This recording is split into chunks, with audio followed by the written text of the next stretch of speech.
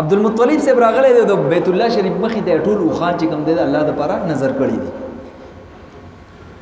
او بیا یې داسې چل کړی چې د دې کعبې د غلاف یې نیولی دی او دعا یې شروع کړې ده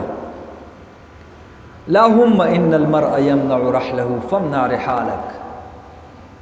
اے الله دا سړی را روان دی دا د خپل قافلې حفاظت کوي اے الله ترې د خپل بیت الله هم حفاظت وکړه وانصر على آل الصليب وعابديهم اليوم آلك اے الله نن په دې صلیبیانو او کم خلک چې د دې صلیبیانو عبادت کوي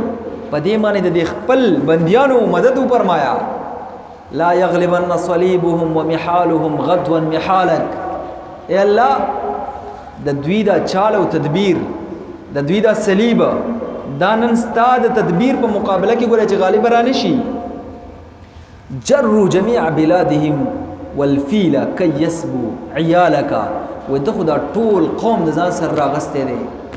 هاتیانی د ځان سره راغستې دي او مقصد یې څه دی چې ستا بندیان قیدیان جوړ کړي او عمدوا حماك بكيدهم وما رقبوا جلالك ودوی په خپل مکرو فریب سره ستا د عزت دا غي اراده کړی د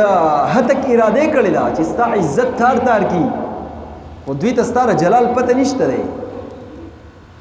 یا رب موږ ته مپرې دا کو کعبه ورته پرې دی ته